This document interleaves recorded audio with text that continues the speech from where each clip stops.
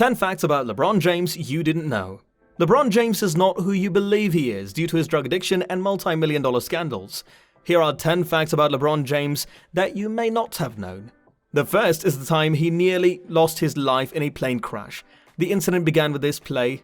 Though it wasn't LeBron's most outrageous dunk, after the game he posted a picture of it on Facebook.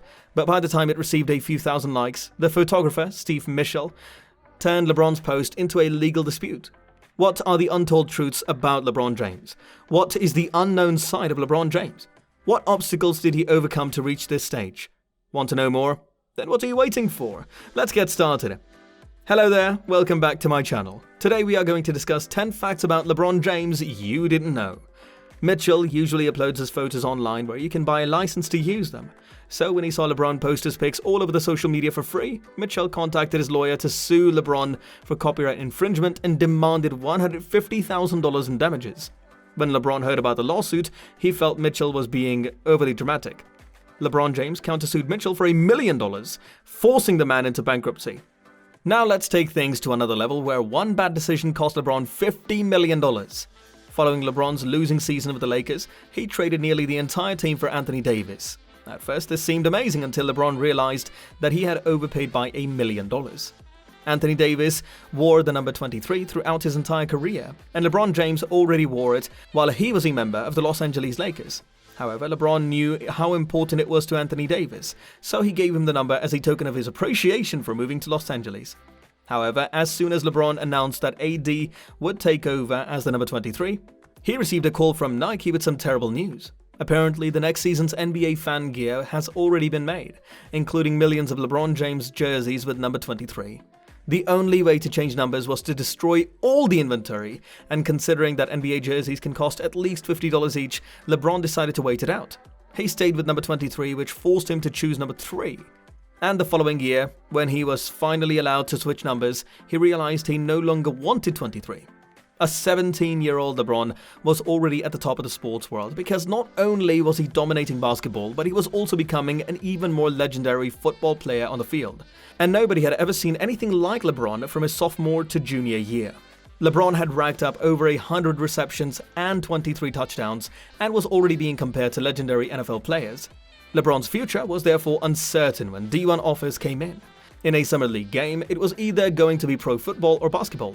And because he loved both sports, LeBron just couldn't decide. LeBron's fate was predetermined for him as he ran down court on a fast break and slammed it like he's done 1,000,000 times. But this time he suffered a devastating injury and was rushed to the hospital. Right when LeBron arrived at the hospital, the doctors realized something horrifying. LeBron's wrist was completely broken, so doctors told him he wouldn't be able to play sports for at least 2 months. Now that he was facing a life-altering decision, he had to choose between playing football or basketball. If he returned to the field, he would be risking another injury, which would ruin any chance of making the NFL or NBA. With the media's attention at an all-time high and his family depending on him, LeBron was aware of the stringent requirements for NBA draft eligibility. Like the requirement that all teenagers complete high school and at least be 18 years old. But because he was playing against envious high schoolers, LeBron knew he had a target on his back. Shortly after getting hurt, LeBron petitioned to leave school and enter the NBA early. But the league rejected his request because it would have caused a huge uproar. Now that he was forced to finish his senior year, little did he know, however, that he was making the biggest mistake of his career. When LeBron returned to the court, he not only put up the best statistics of his life, but also guided his high school to their 3rd championship in 4 years and officially became the world's top prospect. All of this success set LeBron up to be the top pick in the 2003 NBA draft. But during his 2002 high school season, the NBA was a very different place. One team, the Cleveland Cavaliers, was astronomically worse than every other organization. They were on track to finish the season with fewer than 20 victories, which would all but ensure them the 1st overall pick in the draft. So with Cleveland being LeBron's hometown team, he should have been excited. But after the Cavs invited him to their practices and games, LeBron realized how bad the team was.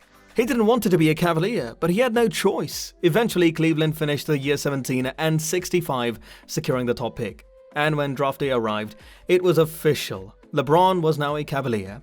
Little did he know, however, that joining the Cav would almost get him killed. During the first 3 seasons of LeBron's career, he carried the Cavaliers and became one of the league's best scorers, earning him a spot in the 2006 NBA All-Star Game. However, that's when things turned deadly. Before All-Star Weekend, LeBron and his Cleveland Cavaliers teammates had a straightforward flight itinerary: board the team plane, fly from Cleveland to Detroit, and then proceed to the NBA All-Star Game in Houston. However, as soon as LeBron saw the plane, he immediately noticed a problem. I had always complained about how poorly our team played, but despite how run down it was, I had a sneaking suspicion that something bad might have happened to the aircraft. Until this point, no one had taken LeBron's fear of flying seriously. In addition, takeoff went without a hitch. However, halfway through the flight, the lights started to flicker and the turbulence started to appear. The pilots panicked, and as soon as they saw smoke, everyone on the plane from Detroit to Houston feared for their lives. Fortunately, everyone on the team arrived safely. LeBron knew that day might have been his last.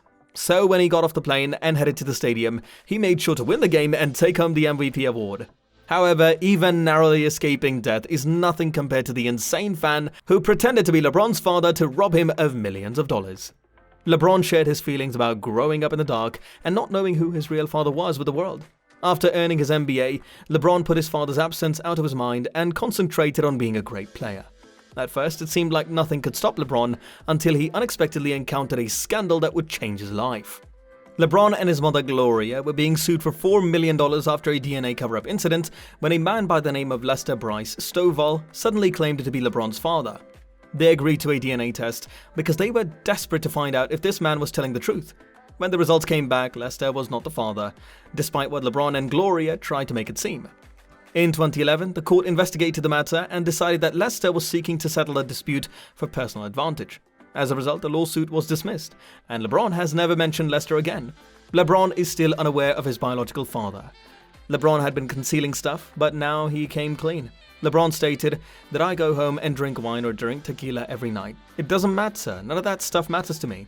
He needs alcohol, which is absurd. But at least no one was in danger, like when LeBron had to save the life of an NBA legend after losing the 2015 finals and felt the need to stop thinking about basketball. They took a trip to the Bahamas with LeBron's boys, Dwayne Wade, Chris Paul, and Carmelo Anthony. But little did LeBron know that this trip would turn into one of the scariest experiences of his life. After the boys arrived, they decided to celebrate by drinking wine, and then they had the idea to take a boat out into the ocean.